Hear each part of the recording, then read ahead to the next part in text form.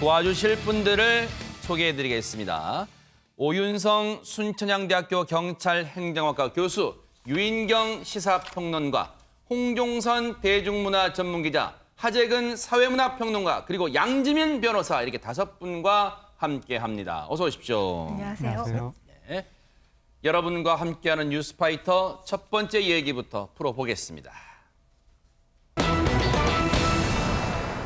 사회적 거리두기 3단계 격상 여부를 놓고 지금 논란이 일고 있는 가운데 오늘 2단계에서 좀 더 격상된 그런 방안이 발표됐습니다. 먼저 내용 들어보시고 이어가 보도록 하겠습니다.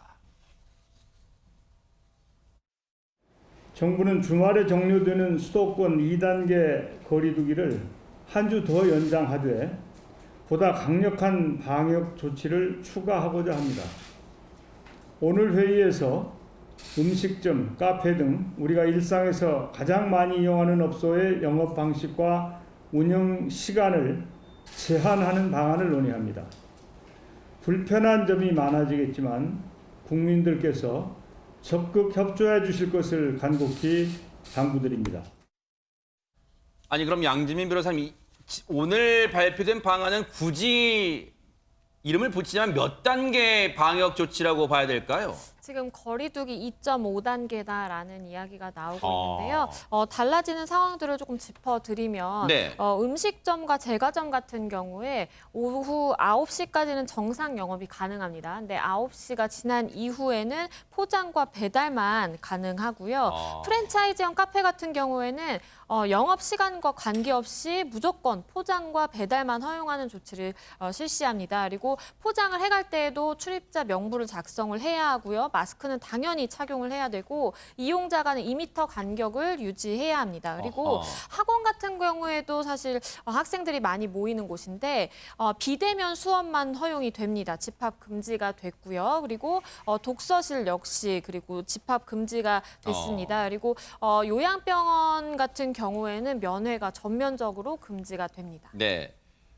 여러분들이 보시면서 이게 상황이 심각한데 음식점과 제과점, 프랜차이즈 카페. 자, 음식점이라고 하면 여러분 흔히 이렇게 생각하시면 될 거예요. 우리가 식사를 하면서 반주까지 곁들일 수 있는 곳도 다 음식점에 속합니다. 그러니까 누군가 손님, 외부를 만나는 것도 9시까지만 음식점에서 음식을 취식할 수 있고 9시가 되면 식당 주인분이 나가달라고 하면 반드시 나가야 된다는 거, 영업을 할 수가 없다는 거예요. 지금 그 방침을 발표를 했습니다. 그런데 언제부터 시작되냐 궁금하시죠? 오늘이 28일입니다.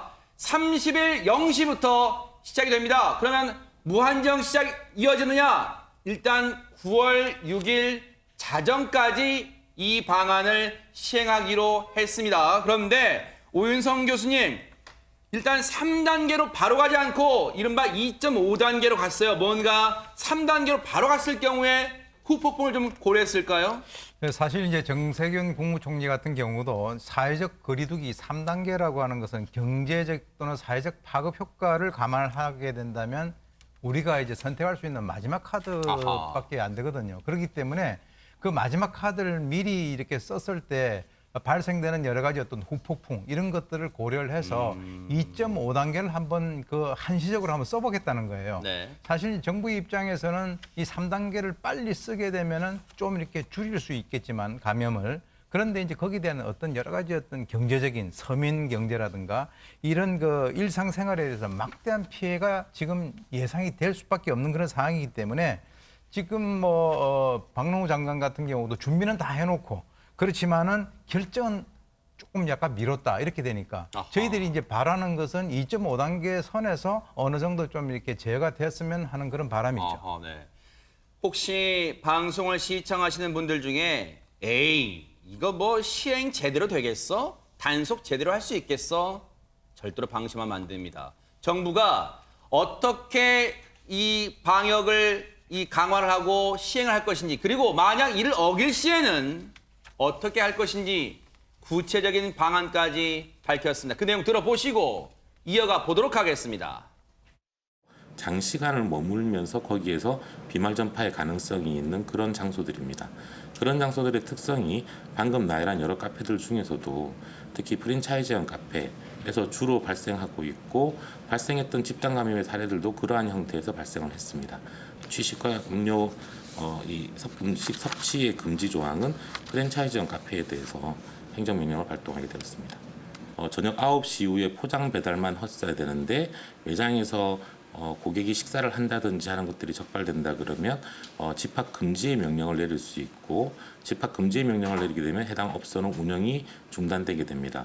또한 벌금 300만 원 이하의 벌금을 부과할 수도 있도록 되어 있습니다. 제과점으로 분류된다 그러면 음식점과 동일하게 저녁 9시부터 그 다음날 5시까지만 매장 내 음식 섭취가 금지되고 네.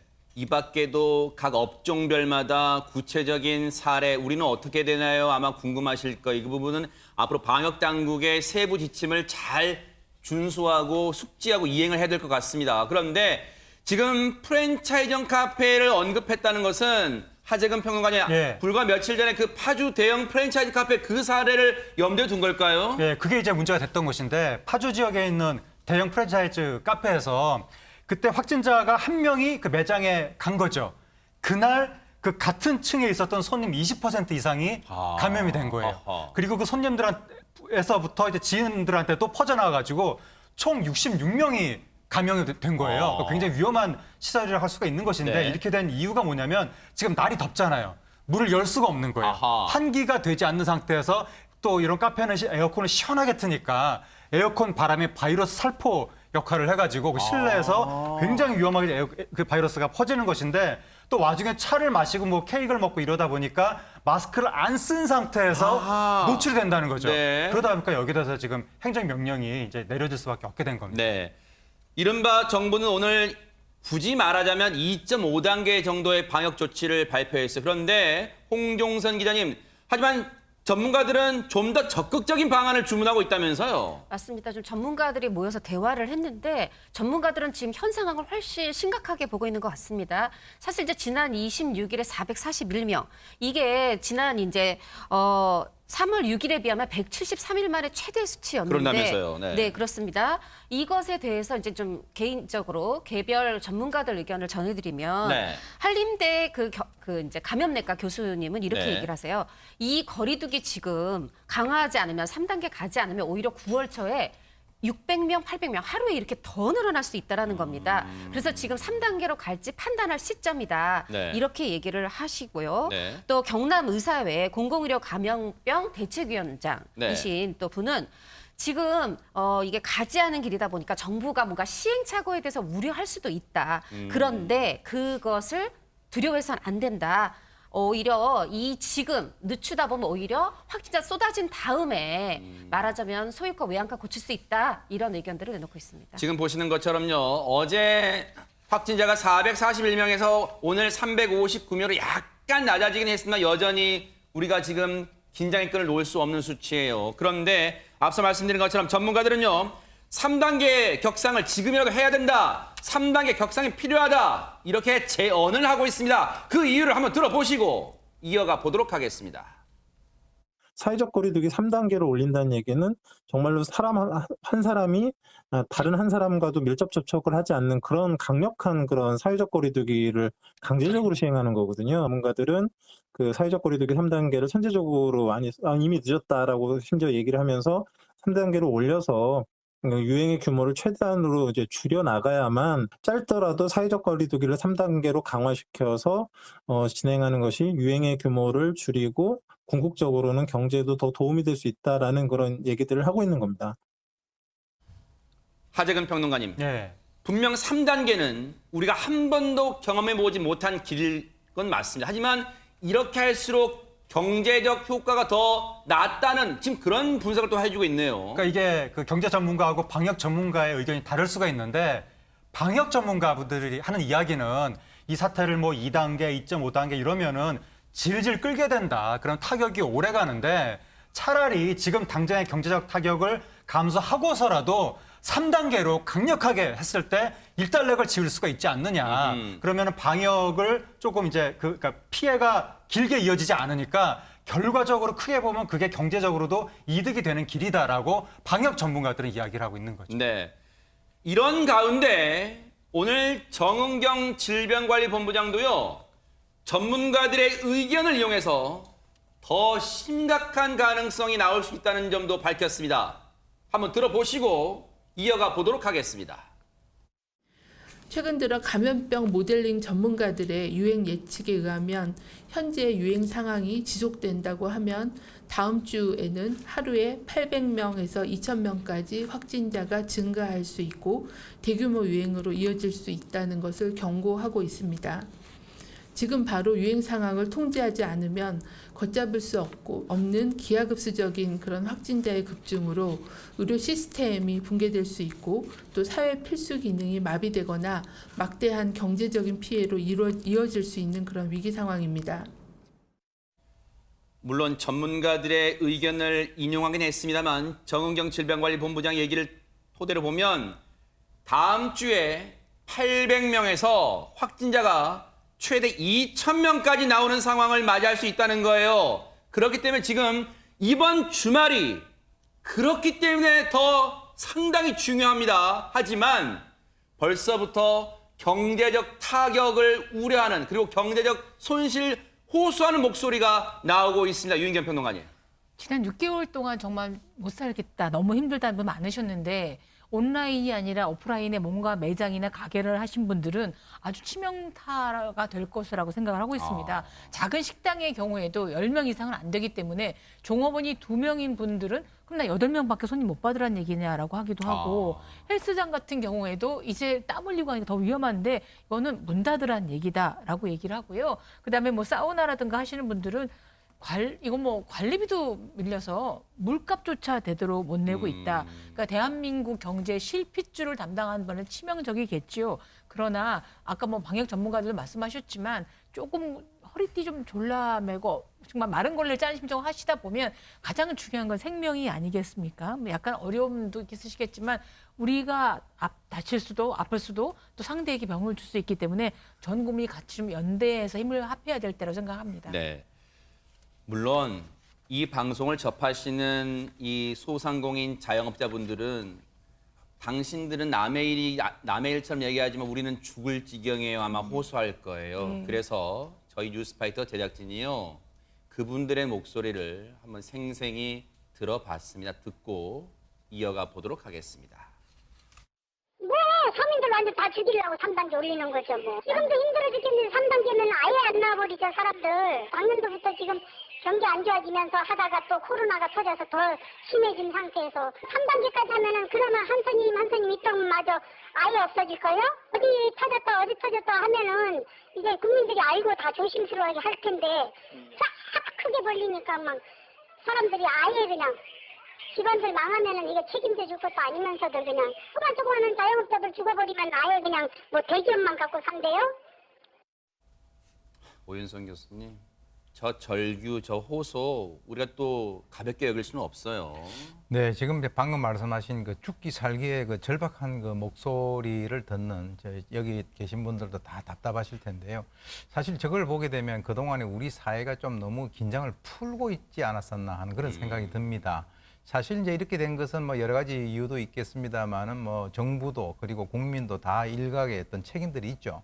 그러니까 이제 정부 같은 경우도 지난번에 이제 사실 뭐 그 좀 잘 될 것이다 이렇게 해가지고 좀 이렇게 풀어준 그런 것도 있고 또 국민들 같은 경우도 사실 긴장이 좀 풀어져 가지고 뭐 이렇게 여러 군데를 휴가를 다닌다든가 이런 것들이 있었던 그 결과를 지금 현재 우리가 보고 있는 것인데 어떻게 보면 아까 지금 앵커께서 말씀하신 대로 우리가 한 번도 경험하지 못한 그런 세상을 지금 현재 살고 있다 이렇게 생각이 듭니다. 그런데 중요한 것은 지금 이제 이 정도 발생되고 있는 것에 대해서 지금은 굉장히 좀 문제가 있다라고 하지만 아까 이제 전문가들이 지적했듯이 그 숫자가 아주 기하급수적으로 늘어나게 된다면 또 그때는 또 상황이 또 달라질 수 있단 말이죠. 그러니까 지금 현재는 우리가 누구도 예측을 할 수는 없지만 어쨌건 이것을 우리 국민들이 어떻게 극복을 할 것인가라고 하는 그런 측면에서 약간의 그 힘을 모으는 그런 방향으로 가야 되지 않을까라는 생각이 듭니다.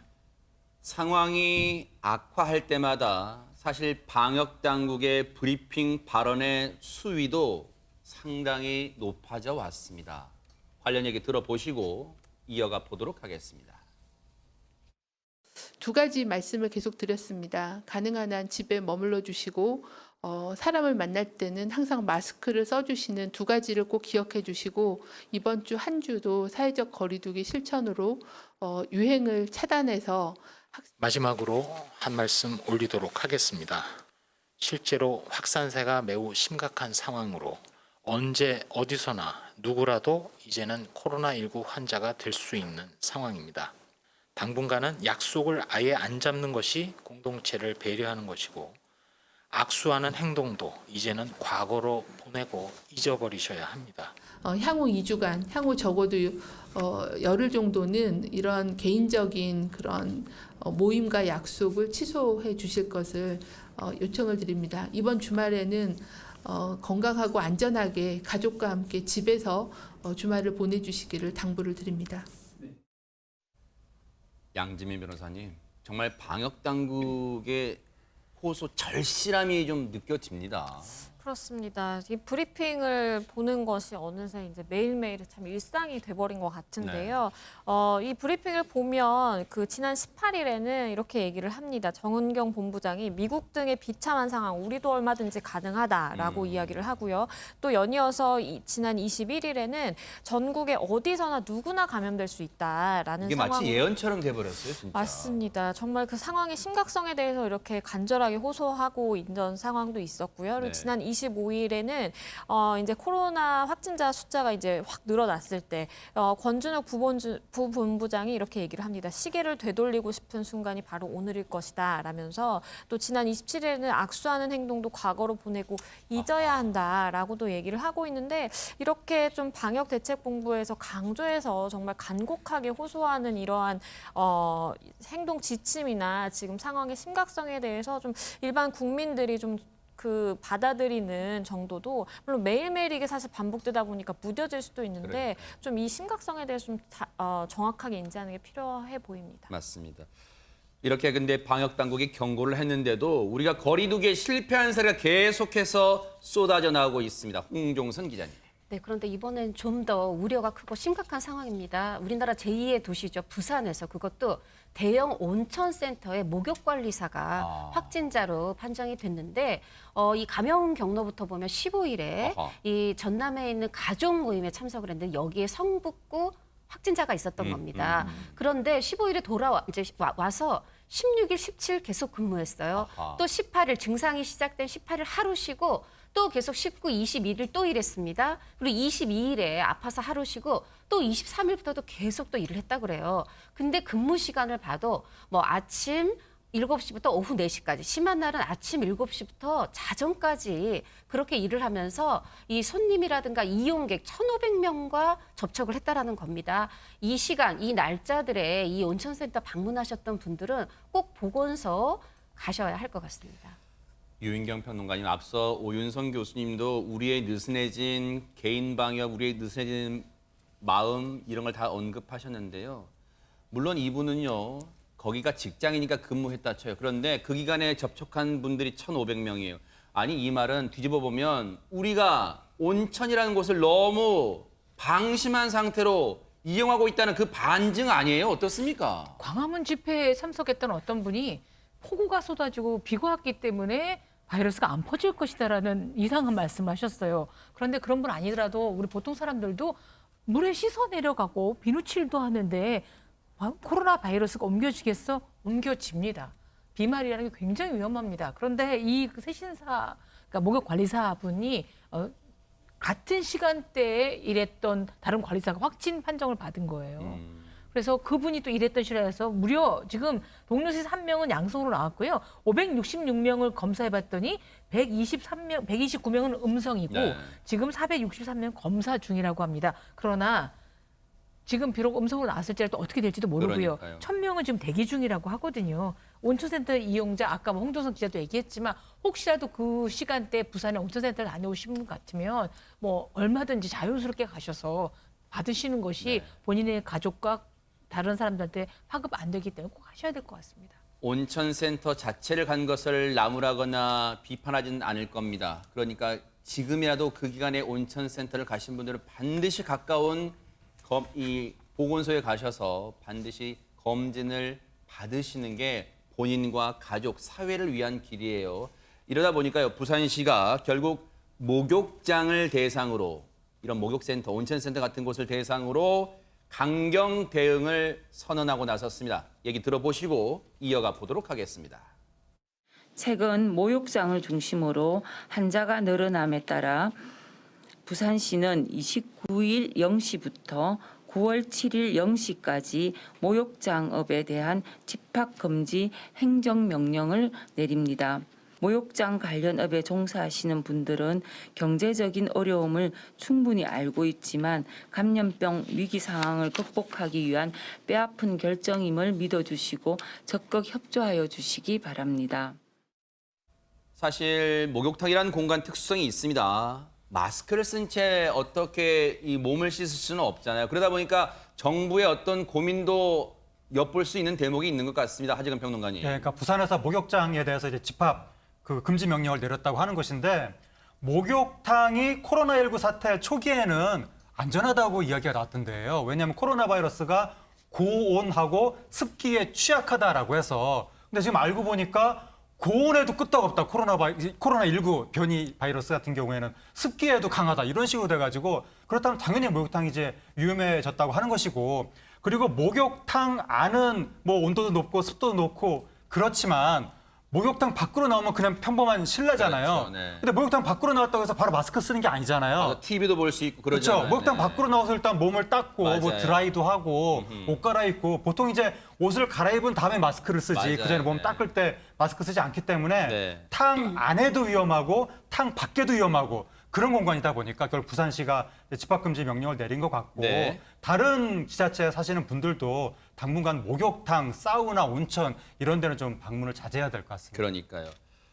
우리가 며칠 전에 뉴스파이터에서도 이 소식을 전해드린 바가 있습니다만, 여러분, 중국 우한에서 워터파크에서 마스크도 쓰지 않은 수천 명이 이른바 맥주 축제를 벌였다는 거 저희가 걱정하고 비판하면서 전해드린 바 있었죠. 기억나실 겁니다. 그런데 제주도 게스트하우스에서요, 야간 파티를 통해서 확진자가 발생하는 어처구니 없는 일이 벌어졌습니다. 정말 이 상황, 지금 보면요, 게스트하우스에서 야간 파티를 했습니다. 오윤성 교수님, 이 상황, 지금 우리가 경각심을, 오윤성 교수 말씀처럼 경각심을 너무 느슨하게 놓고서 하는 건 아닌가, 이런 생각이 듭니다.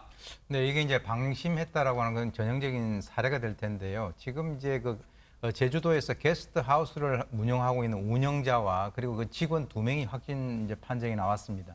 이제 지난 24일 날 이 운영자가 이제 서울에 가서 지인들하고 이제 접촉을 하고 아마 추정컨대 거기에서 감염이 된 것으로 생각이 되는데, 그래서 이제 김포공항을 통해 가지고 제주로 이렇게 복귀를 했단 말이죠. 네. 그래서 이제 25, 26일 날 양일에 걸쳐서 거기에 온 그 게스트하우스의 손님들과 그리고 이제 직원과 같이 그때 당시에 그 아까 말씀하신 그 파티를 했는데, 네. 그 파티를 하는 그 과정에서 이 운영자가 이 마스크를 전혀 착용을 하지 않고 파티를 했다. 네. 그리고 난 뒤에 이제 그 증상이 있어서 검사를 해보니까 이 운영자와 그 당시에 있었던 바로 이 직원, 이 2명이 일단 확진 판정이 났는데, 뭐 추가적으로 이제 다시 또 검사를 해보면 다른 것들이 이제 또 밝혀질 수 있는 그런 가능성이 있겠죠. 네.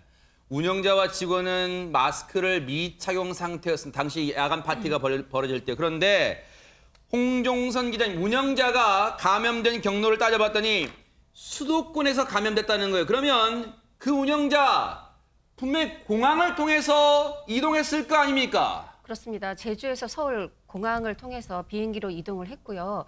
지금 이제 제2차 이 대유행이 전국으로 퍼지고 있지만 시작이 좀 서울 수도권 아니었습니까? 그런데 이제 25일 날 24일 날 수도권에 이 비행기를 타고 옵니다. 그리고 만 하루 만에 25일 오전에 다시 비행기를 타고 제주로 돌아갑니다. 그런데 가서 이제 식당에 가고 또 본인의 게스트하우스에 갔는데 거기서 이제 손님들과 직원들과 저녁도 먹고 지금 보도된 대로 야간 파티가 있었다는 겁니다. 네. 근데 하루만 있었던 게 아니라 네. 다음 날 26일에도 또 이 운영자가 파티에 참석을 했어요. 네. 근데 또 이게 게스트하우스에서 끝난 게 아니라 나와서 그 게스트하우스 바깥에 음식점을 2곳에 더 가서 야간 파티가 이어졌습니다.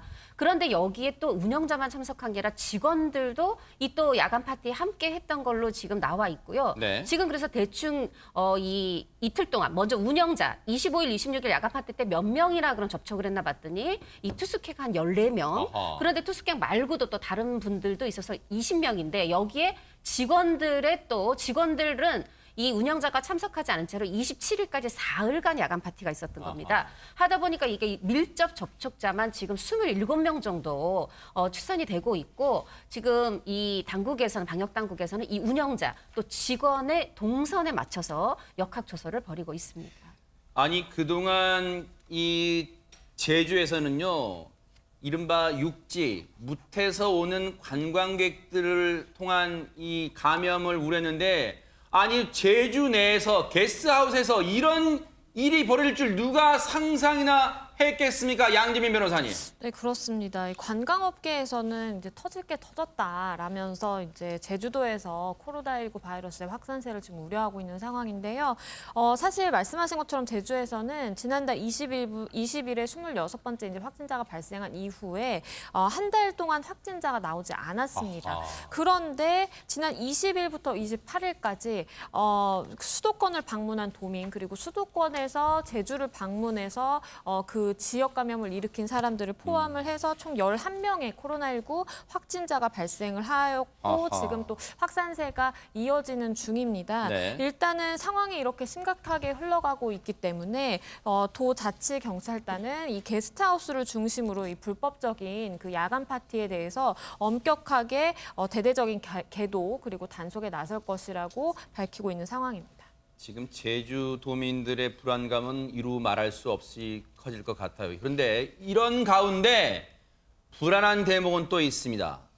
간접 흡연도요. 지금 코로나19를 퍼뜨리는 요인이 될 수 있다는 얘기까지 나오고 있습니다. 관련 얘기 들어보시고 이어가 보도록 하겠습니다.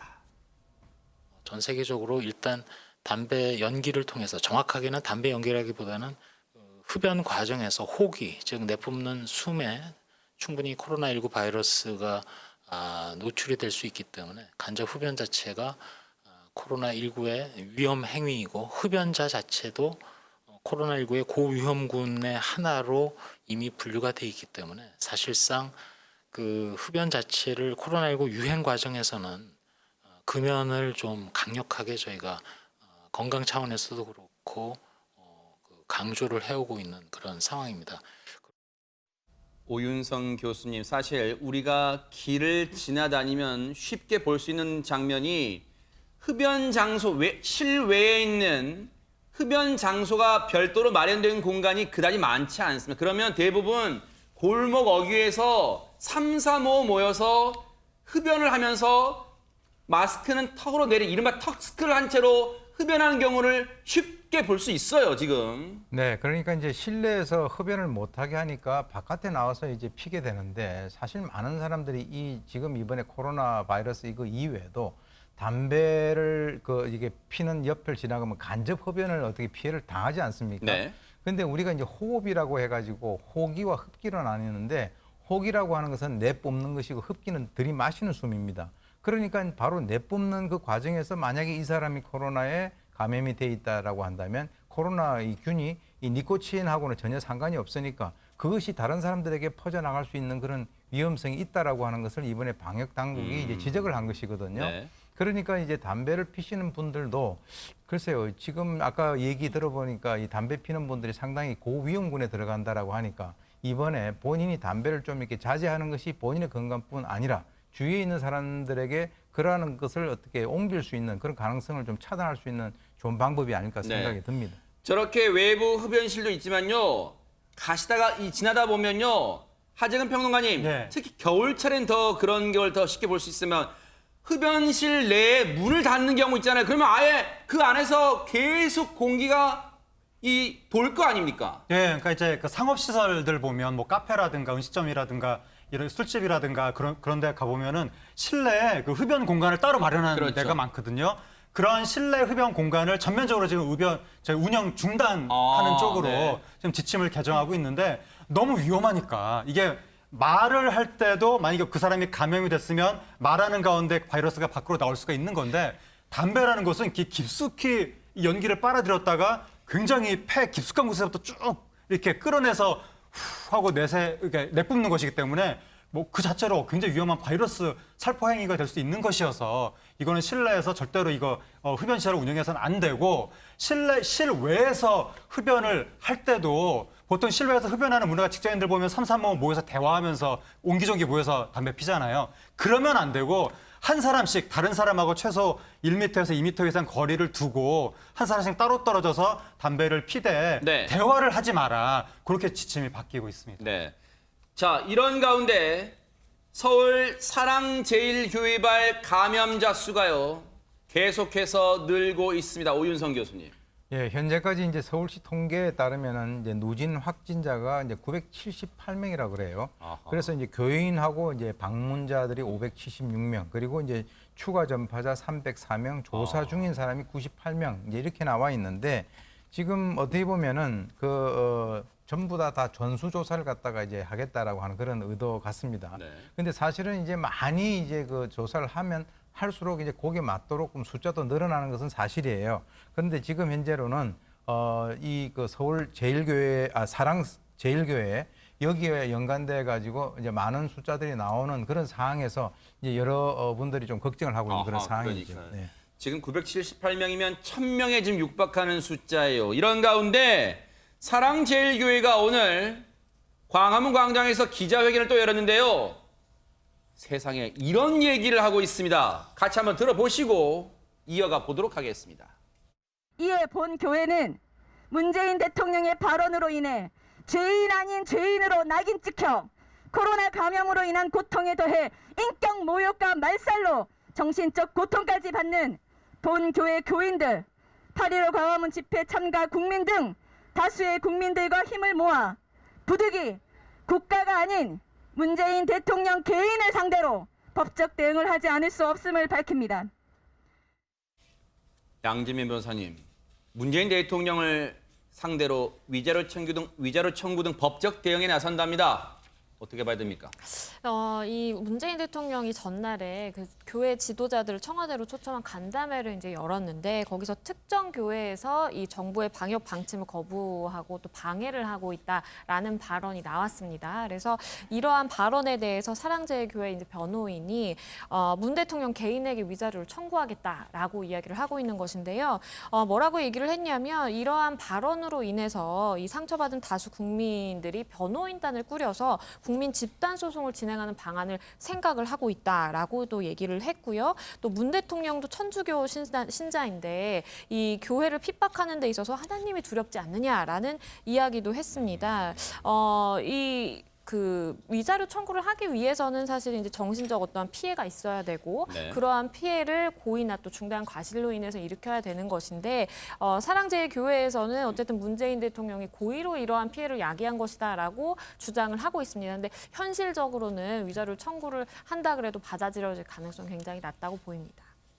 사랑제일교회 측이 오늘 기자회견을 통해서 문재인 대통령에게 법적 대응에 나서겠다고 밝힌 그 배경이 됐던 바로 어제입니다. 문재인 대통령과 개신교 지도자 간담회가 있었습니다. 거기서 대체 어떤 발언들이 오갔는지 한번 들어보시고 이어가 보도록 하겠습니다. 오히려 지금까지도 이 적반하장으로 음모수를 주장하면서 큰 소리를 치고 있고 여전히 이 정부의 방역 조치에 협력을 거부하고 있습니다. 도저히 상식으로는 이해할 수 없는 그런 일이 교회의 이름으로 일각에서 벌어지고 있습니다. 정부 관계자들께서 교회와 사찰, 성당 같은 종교단체를 영업장이나 사업장 취급을 하지 않았으면 좋겠습니다. 코로나19가 한두 주 혹은 한두 달 정도로 끝나지 않을 것으로 볼 때 대책이 없이 교회 문을 닫고 예배를 비대면 온라인 예배를 지속할 수 없다고 하는 것이 오늘의 교회의 또 현실입니다.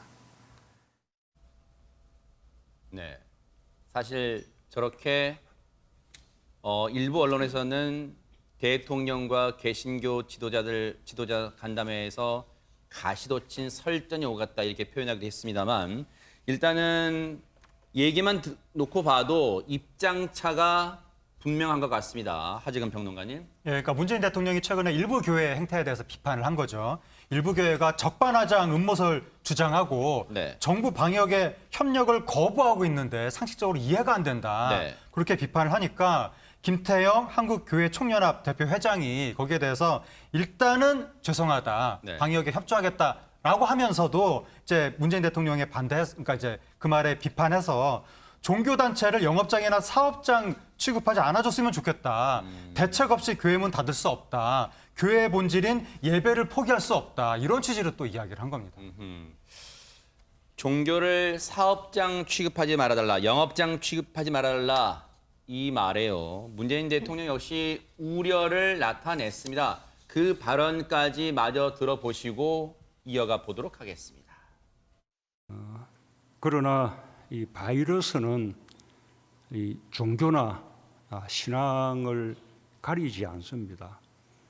예배나 기도가 그 마음의 평화를 줄 수는 있겠지만 바이러스로부터 지켜주지는 못합니다. 방역은 그 신앙의 영역이 아니고 이렇게 과학과 의학의 영역이라는 것을 모든 종교가 받아들여야만 할 것 같습니다.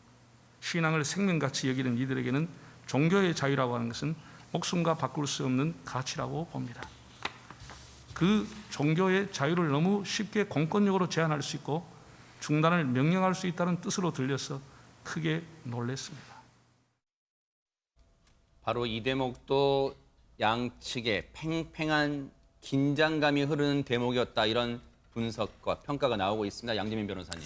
네, 이 문재인 대통령은 예배나 기도를 한다고 하더라도 바이러스로부터 지켜줄 수는 없다라면서 방역은 신앙의 영역이 아닌 과학의 영역이다라고 이제 이야기를 했고 이 부분에 대해서 아까 보신 이제 한교총 회장 같은 경우에는 이 예배는 포기할 수 없다. 종교의 자유, 목숨과 바꿀 수 없는 가치다라고 이야기를 했는데요. 그러면서 또 한 얘기가 코로나 사태가 한두 주, 한두 달로 이제 끝나는 것이 아니기 때문에 교회의 본질이라고 할 수 있는 예배를 포기할 수 없다. 대통령님의 너그러운 판단을 바란다라는 또 이야기를 했고요. 구체적인 이제 대안도 제시를 했는데 뭐 교회의 방역 인증 마크를 또 주거나 아니면 좌석수에 따라서 인원을 소규모로 나눠서 예배를 실시하는 방안을 또 제안을 하기도 했습니다. 이렇게 입장차가 워낙 크다 보니까 문재인 대통령과 이 한교총 회장 측은 사실상 입장 차이만을 확인하면서 이러한 간담회가 끝난 것으로 보이고요. 그러다 보니까 실제 예정된 시간을 훌쩍 넘겨서 2시간 가까이 이제 진행이 됐습니다. 사실 그 전에 그 코로나 방역에 대해서 또 천주교계와 지난주에 간담회를 또 문재인 대통령이 하기도 했었는데 그때는 굉장히 좀 공감대를 뭔가 이뤄가는 그런 모습을 보였거든요. 근데 그거와 달리 이제 개신교계와의 만남은 조금 입장 차이가 워낙 큰 모습을 확인하는 그 선에서 그쳤습니다.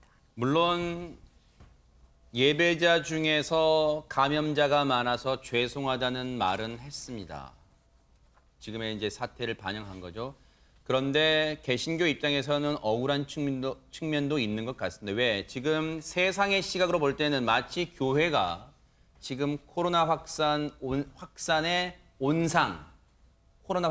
온상으로 비춰지고 그런 시선을 받는 게 억울할 수도 있다고 지금 보는 것 같습니다. 그러다 보니까 이렇게 대통령 앞에서 정말로 교인들의 기독교인들의 이 마음, 예배를 하고 싶은 마음을 그 진심은 알아달라 이런 뜻으로 말을 하지 않았나 이런 생각도 해보고요. 그런데 아마 개신교 입장에서는 더 억울한 측면이 있을 것 같습니다. 지금 사회적으로 교회 포비아 현상까지 나오고 있다고 합니다. 양지민 변호사님. 네, 말씀하신 것처럼 이 교회와 같은 그 종교 시설과 최대한 이제 거리를 두려고 하는 또 교회 포비아 현상이 지금 확산이 되고 있다라고 하는데요. 사랑제일교회 인근의 이제 식당 주인이 이렇게 얘기를 합니다. 교회라고 하면 이제 겁이 난다라면서 주변 일대가 정말 그야말로 쑥대밭이 됐다라고도 이제 이야기를 하고요. 그리고 또 사랑제일교회 인근에 이제 부동산을 운영하는 부동산 업자는 주변 상권이 정말로 크게 박살이 나고 말 그대로 교회 사람들과 엮일까 봐 다들 몸살이 된 상황이다라고도 이야기를 하고 있습니다. 이 교회 등 이 수도권 종교 시설을 중심으로 아무래도 코로나19 바이러스 확진자가 증가를 하다 보니까 이렇게 일반 시민들이라든지 아니면 특히 확진자가 많이 나온 사랑제일교회 인근의 이제 상인들이라든지 이런 사람들 사이에서는 사실상 교회 포비아가 굉장히 좀 크게 영향을 미치고 있는 것 같습니다. 제 지인분이 저한테 전해준 내용에도 보면요. 최근에 아이들을 이 초등학생을 상대로 한 이 서울 시내 이 평가 시험이 있었는데요. 거기에 알림에 보니까 교회를 다니는 아이들은 시험에 참가할 수 없다는 그런 안내문이 있었다고 합니다. 어쩌다 이래 됐을까 하는 탄식이 나올 것 같습니다. 하재근 평론가님. 예, 그러니까 우리나라 개신교가 지금 최대의 위기에 처한 것이 아닌가 그런 생각이 드는데 일부 매체에서 그 익명을 요청한 목사라는 분들이 인터뷰한 내용을 보면 교회 포비아 현상이 너무 심각하다. 그 일부 교인들이나 교회 집사 이런 분들이 직장에서 자기가 교인이라는 걸 신분을 들킬까 봐 아직 말을 못하고 있다. 우리나라가 종교 자유의 국가인데도 불구하고 그리고 또 어느 목사님 같은 경우에는 교인이 한 30%가 이탈했다 이런 말도 지금 하고 있는 거예요. 그러니까 이 개신교하고 천주교, 불교 사이에 확진자 수가 너무 크게 비교가 나다 보니까 이건 객관적으로 개신교계에서도 지금 변명할 말이 없는 상황인데 결국 모든 개신교가 문제가 아니라 일부 개신교회에서 너무 무책임한 행동을 하다 보니까 그게 모든 개신교회 분들이 다 지금 이 피해를 감당해야 되는 그런 상황이 되는 것이고 그래서 일부 개신교회 분들이 그분의 신앙의 자유도 중요하지만 우리 공동체의 안전, 이웃의 생명 이런 걸 좀 더 돌아보고 책임 있는 행동을 좀 빨리 해주길 바랍니다. 네. 분명한 것은 기독교에서도요. 정부의 방역 수칙을 철저히 준수할 것을 신도들에게 널리 알리는 작업이 필요해 보입니다. 그리고 이 교회를 믿지 않는 종교가 없는 분들도 맹목적으로 교회에 다니는 사람은 코로나 확산의 온상이다라는 시각을 걷어주시는 게 사회적으로 우리가 온 힘을 합쳐서 이 코로나19 재확산 국면을 극복하는 길이 아닐까, 그런 현명한 방법이 아닐까 이런 생각을 해봅니다. 이런 가운데 자, 병상에서 치료를 받고 있는 보수 유튜버들 매일매일의 행동들이 나오고 있는데 주옥순 대표, 엄마부대 대표가요. 오늘도 방송을 이어갔다고 합니다. 그런데 자신이 계속해서 이제 검사를 받나 봐요. 코로나19 검사 결과 음성이 나왔다 이렇게 얘기를 하고 있는데 하재근 평론가님, 이 음성 판정은 방역 당국을 통하면은 금방 그 사실 여부를 알 수 있는 거잖아요. 예, 이거는 사실 여부를 바로 확인할 수 있는 거기 때문에 설마 이런 것까지 거짓 주장을 할 것 같진 않고 네. 음성 판정이 나왔다면 다행인 것이고 치료가 됐다는 걸로 해석할 수도 있으니까. 그동안 경과가 좋았던 것인지 네. 아니면 주옥순 전 대표 주장은 최초에 양성 나왔던 게 오진이었다는 주장인지 그건 잘 모르겠지만 어쨌든 간에 음성은 이제 다행인데 위험 요인이 있는 사람은 바로 퇴원할 수는 없거든요. 네. 그게 100% 치료가 돼서 음성이 됐다 하더라도 일정 기간은 계속해서 그 안에서 있어야 되기 때문에 네. 그래서 주 대표도 지금 당장 나갈 수는 없다. 참고 견딘다 이렇게 말을 했다고 하는데 네. 이분은 지금 본인 증상 방송하고 이런 때가 아니라 여태까지 동선을 제대로 방역당국한테 이야기하지 않았다는 주장도 있고 그리고 또 양성 판정을 받은 상태에서 저렇게 계속해서 방송을 하는 게 과연 윤리적으로 옳은 것이냐. 양성 판정을 받은 상태에서 말을 한다는 것은 바이러스에 살포를 한다는 뜻이거든요. 저것에 대해서 저분이 좀 반성하는 모습을 보이고 이제라도 방역당국한테 협조를 해야 될 텐데 그런 것은 이야기가 나오지 않고 자꾸 본인의 입장, 본인의 상태 이런 것만 계속 방송을 하는 것이 뭔가 좀 적절한 처신은 아닌 것 같습니다. 네. 주옥순 대표는 오늘 당장 퇴원을 원했지만 담당 의사가 다음 주 월요일에 퇴원할 것을 권고했다는 거예요. 그런데 본인은 하루라도 더 병상에 있으면 국민의 세금을 쓰는 것이기 때문에 세금을 쓰고 싶지 않은 생각이지만 일단 이 방역의 룰이 있기 때문에 참고 견디겠다 이런 방침을 밝혔습니다. 그런데 따져보면요. 지난 20일에 주옥순 대표가 확진 판정을 받았습니다. 그렇다면 오늘 음성이라고 본인이 밝혔다면 8일 만에 확진 판정 이후에 8일 만에 이제 음성 판정으로 전환됐다는 거예요. 이게 가능할 수 있는 건지 전문가 얘기 한번 들어보시고 이어가 보도록 하겠습니다. 제일 중요한 거는 기간이죠. 보통 14일이 지나기 전까지는 바이러스가 안 없어지는 게 보통이에요. 8일밖에 안 됐으면 바이러스 음성하고 상관없이 바이러스는 계속 몸에서 나오고 있을 가능성이 많아서 검사 한 번 해서 음성 나왔다 하더라도 그게 진짜 바이러스가 없는 게 아니죠. 몸속 깊은 데서는 바이러스가 활동하고 있을 수도 있고 위음성도 나올 수 있으니까 8일째의 격리를 해제하는 것은 방역의 원칙에도 어긋나는 것이죠. 일단 이런 원칙 때문에 해당 병원에서는 해당 의사분께서는 다음 주 월요일을 제시했던 것 같습니다. 그런데 사실 주옥순 대표가 본인이 음성이라고 주장했던 것은 이미 앞선 사례도 나왔습니다. 양주민 변호사님. 네, 맞습니다. 주옥순 대표는 일단은 입원을 한 상황에서도 계속해서 이제 개인 방송을 좀 이어오고 있는데요. 일단은 20일에 확진 판정을 받았습니다. 그리고 21일에 연이어서 이제 방송을 하면서 약 먹으니까 기침이 싹 가라앉고 증상이 싹 없어졌다라면서 쉬고 있어서 그런지 기침이 한 번도 나오지 않았고 여러분들도 걱정하지 마시라라고도 이제 본인이 얘기를 한 적이 있습니다. 일단은 지금 본인이 음성을 판정을 받았다라고 주장을 하고 있음에도 병원에서 이제 퇴원을 만료하고 있는 이유는 말씀하신 것처럼 방역 당국이 정한 그 퇴원 기준에 맞지 않기 때문입니다. 방역 당국이 정한 퇴원 기준에 따르면 일단은 확진 판정을 받고 이제 입원을 하게 되면 발병을 하고 10일이 지난 이후에 증상의 호전도 함께 있는 경우, 그 경우에 이제 격리에서 해제가 될 수 있습니다. 근데 주옥순 대표 같은 경우에는 20일에 확진 판정을 받았고 아직 8일밖에 지나지 않았기 때문에 사실 코로나 바이러스라는 게 음성과 양성의 경계가 굉장히 좀 미미한 경우도 애매한 경우도 있고 그리고 나아지는 것 같다가도 다른 이제 장기에서 갑자기 이제 바이러스가 또 발생을 하는 경우가 있기 때문에 일단은 10일이 정한 방역 당국이 정한 퇴원 기준에 맞지 않기 때문에 지금도 이제 일단은 입원을 하고 있는 것으로 보입니다. 네. 국민의 세금이 아깝다는 인식을 가진 것만 일단은 다행입니다. 우리의 세금으로 치료를 받는 만큼 병상에서는 치료에만 전념하는 모습을 좀 보여주길 바라고요. 홍종선 기자님, 지금 개신교가 지금 비판을 받고 있는 가운데 지금 이런 가운데 신천지가 움직이고 있다는데 이게 대체 무슨 내용입니까? 네, 신천지 신도 1,100명이 27일에 단체 헌혈을 했어요. 헌혈의 목적은 본인들이 이제 어떤 그 신도냐면 감염됐다가 완치된 분들입니다. 신속한 치료제 개발을 위해서 우리가 혈장을 공유하겠다라는 거예요. 근데 사실 이번이 처음이 아니라 지난해 7월에도 628명이 혈장을 공유했었습니다.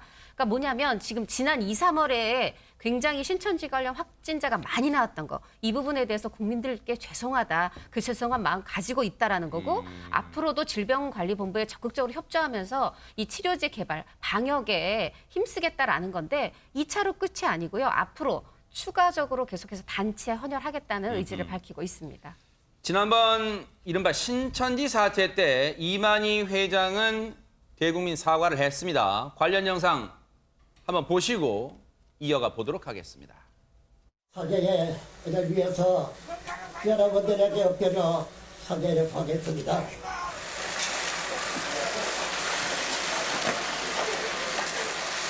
코레라 확산 이것을 막기 위해서 노래해 준 데 대해서 너무나 고맙고 고맙습니다. 이 정부에게도 이 사람 용서를 구합니다.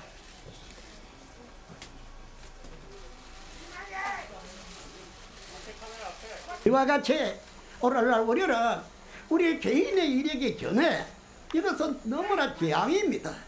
크나큰 재앙입니다. 그래서 이걸 막기 위해서 가진 노력을 다하고 있습니다.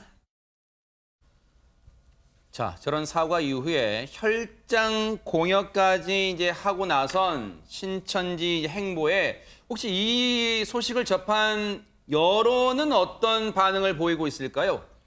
지금 그 누리꾼들 반응을 보게 되면 이제 신천지하고 기독교를 이렇게 직접적으로 놓고 비교를 하면서 이제 뭐 상식적이다 또는 뭐 비상식적이다 이렇게 얘기를 합니다. 이건 일부 누리꾼들의 이제 반응이긴 한데 저는 개인적으로 봤을 때는 그래도 정부는 그 이 아주 이런 어떤 편가르기를 하는 이런 것에 휩싸여서는 안 된다라고 저는 봅니다. 왜 그러냐면 일단 뭐 지난번에 최초에 이 그 코로나19가 있었을 때 이제 신천지 그리고 이제 이번에는 또 뭐 또 기독교 이렇게 되다 보니까 또 한쪽에서는 이것을 너무 이제 속죄양으로 몰고 가는 것이 아니냐. 낙인을 찍는 분위기는 저는 바람직하지 않다고 봅니다.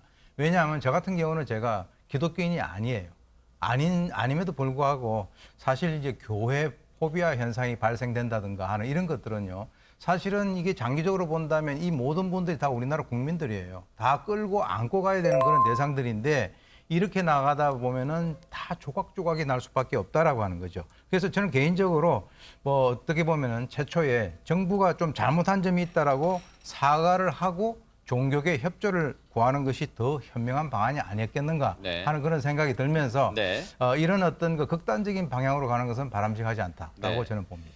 자, 지금 전국적으로 코로나19 확진자가 오늘도 300명이 넘었잖아요. 그런데 더 문제는요, 우려되는 건 감염 경로를 모르는 환자들이 많다는 거예요. 그런데 이런 가운데 마스크 미착용 논란으로 또다시 이런 일이 벌어졌습니다. 하정은 평론가님. 네, 어제 아침에 7시 한 반쯤에 출근길에 서울에 있는 전철 2호선에서 발생한 사건인데 어느 50대 분이, 50대 남성이 지금 보시면 저렇게 승객을 슬리퍼를 벗어서 폭행을 가하고 다른 승객한테도 뭐 욕설을 하고 목을 조르고 몸을 타고 올라서 저렇게 결국 막 난투극이 벌어지는. 세상에, 네. 그러니까 2명한테 저렇게 폭력을 휘두르고 욕설을 하고 나중에는 본인이 분을 못 이겨서 막 우산을 들고 저렇게 맨발로 우산을 집어 던지고 뭐 전철 안에서 막 발로 차고 저렇게 난동을 부리는 모습이 있었는데 저게 어떻게 된 거냐면 저 50대 남성이 마스크를 하지 않았었나 봅니다. 그래서 승객 2명이 마스크 하시라고 했더니 왜 나한테 마스크를 쓰냐고 하는 것이냐라고 분을 못 참으면서 저렇게 폭행을 해서 결국 현행범으로 체포된 사건입니다. 네. 옆에서 지켜보는 분들은요, 얼마나 조마조마했을까요? 지하철이 운행하고 있기 때문에 내릴 수도 없는 상황이었을 거고요. 그리고 또 말기자니 너무 분위기가 험악했고요. 당시의 상황 한번 들어보시고 이어가 보도록 하겠습니다.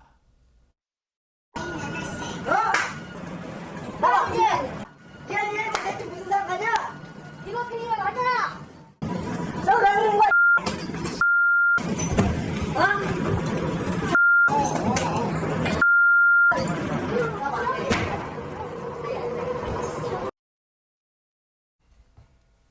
제 눈을 아마 시청자분들도 눈을 의심하셨을 것 같습니다. 유인경 평론가님. 예, 뭐 아닌 밤중에 홍두깨가 아니라 아닌 아침에 홍두깨인데요. 얼마 전에도 50대 여성이 지하철에 똑같이 마스크를 왜 안 썼냐고 하는 분에게 또 난동을 부렸었잖아요.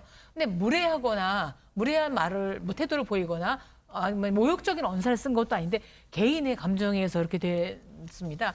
당연히 마스크를 해야 되는 건 지금 전 국민이야 전 세계에서 정해진 규칙인데 그걸 안 했는데 지적을 한다고 하면 이해가 갈 수 없고 어쨌든 저분은 50대면 그냥 어르신으로 존경받아야 될 분이 요새 이분들에게 붙여진 이름이 이분에게 붙여진 이름이 슬리퍼남입니다. 슬리퍼를 던진 슬리퍼남. 말 하나 행동 하나에 따라서 이렇게 어르신에서 슬리퍼남으로 추락한 저분은 좀 반성을 하셨으면 합니다. 지금 저 남성이요, 오늘 구속 전 피의자 신문, 이른바 영장실질심사를 받기 위해서 법원에 출석하면서 기자들의 질문에 응했는데요. 오윤성 교수님, 마스크 써야 하는지 몰랐느냐는 질문에 태연하게도 몰랐답니다. 할 말이 없었겠죠.